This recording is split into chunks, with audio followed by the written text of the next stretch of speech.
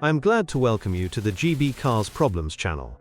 Today, we are diving into the world of electric vehicles with the first generation Nissan Leaf, produced from 2010 to 2017. This pioneering hatchback was one of the first mass-market electric cars, offering zero-emission driving and a smooth, quiet ride that appealed to eco-conscious drivers across the United Kingdom. Priced from around £5,000 for a used model today, it remains an affordable entry into EV ownership, but like any trailblazer, it has its share of teething problems. Let us start with the most common issue: battery capacity loss. Over time, the 24 kWh battery in early models can degrade, reducing the range from an original 80 miles to as little as 50 on a full charge. This is particularly noticeable in the United Kingdom's variable climate, where cold winters accelerate degradation, leaving owners frustrated on longer journeys. Many drivers report needing to plan routes meticulously around charging points, turning what should be a green dream into a logistical challenge. Heater failures rank high among frequent complaints for this Leaf generation.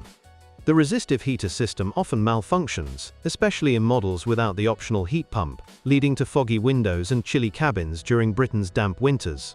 Repairs can cost upwards of £300, and some owners resort to aftermarket fixes to stay warm. While the car's electric efficiency shines in milder weather, this flaw undermines its all-season reliability. Another weak spot is the charging system, where the Type 1 port can wear out or fail to connect properly after years of use. In the United Kingdom, with our growing network of public chargers, this issue forces drivers to seek out compatible stations or invest in adapters, adding unnecessary hassle. On the positive side, the Leaf's regenerative braking system works brilliantly on hilly UK roads, helping to extend range and provide a fun driving dynamic. Software glitches occasionally plague the infotainment and navigation systems in these early Leafs. Owners report frozen screens or inaccurate battery level displays, which can lead to unexpected range anxiety on motorways like the M25. Updating the software at a Nissan dealer, costing around £100, often resolves this, but it highlights the car's age in today's tech-savvy market. That said, the simple dashboard layout remains user-friendly for those not fussed about fancy gadgets.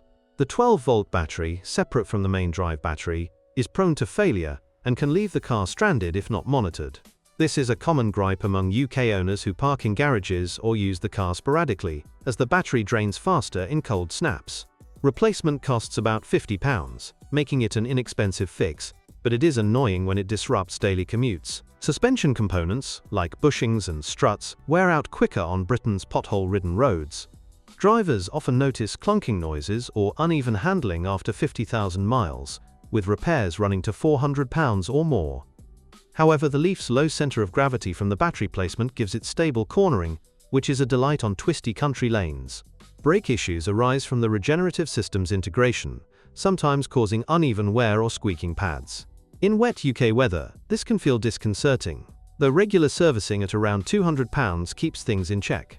Positively, the brakes contribute to the car's impressive energy efficiency, often achieving over 4 miles per kilowatt-hour in urban driving. Interior build quality shows its age, with creaky plastics and fading trim in high-mileage examples.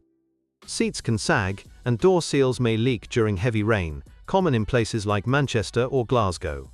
Yet, the spacious cabin comfortably fits a family, and the boot space of 370 litres handles weekly shopping with ease. Electrical gremlins, such as faulty window regulators or malfunctioning door locks, pop up in older models. These can be fixed for under £200, but they add to the ownership frustrations. On the brighter side, the Leaf's quiet operation makes it ideal for city driving in noise-restricted zones like London's ultra-low emission zone. Tyre wear is accelerated due to the instant torque of the electric motor, especially on front-wheel drive models. UK owners report needing new tyres every 20,000 miles, costing about £300 for a set. This is offset by lower running costs, with electricity bills far cheaper than petrol for daily use. The air conditioning compressor can fail, leading to inefficient cooling in summer or contributing to battery drain. Repairs might set you back £500, a sting for budget-conscious buyers. However, the system's integration with the battery management helps maintain overall efficiency. Rust on the underbody is a concern for cars exposed to salted UK winter roads, particularly around the battery tray. Regular inspections and treatments, costing £100 annually, can prevent this. The Leaf's aerodynamic design, though, aids in better highway stability compared to boxier rivals. Dashboard warning lights for the battery or traction control often illuminate falsely due to sensor issues. A diagnostic scan at a garage, around £80, usually sorts it, but it erodes trust in the car's reliability. Still, the instant acceleration provides a thrilling drive without the guilt of emissions. In conclusion, the first-generation Nissan Leaf suits environmentally minded commuters in urban areas like London or Edinburgh, where short trips and home charging mitigate battery woes. It is less ideal for long-distance travelers, or those in rural spots with sparse infrastructure, as degradation and heater issues can become burdensome. Overall, if you are after an affordable EV pioneer with low running costs around 2 pence per mile, this could be a gem, but budget for maintenance to keep it humming. And if you own this automotive masterpiece, please describe the problems you encountered while driving it. Perhaps your review will help viewers when choosing a car. That's all I have for now. Thank you all very much for your attention. I'd be very grateful if you subscribe to the channel. See you soon.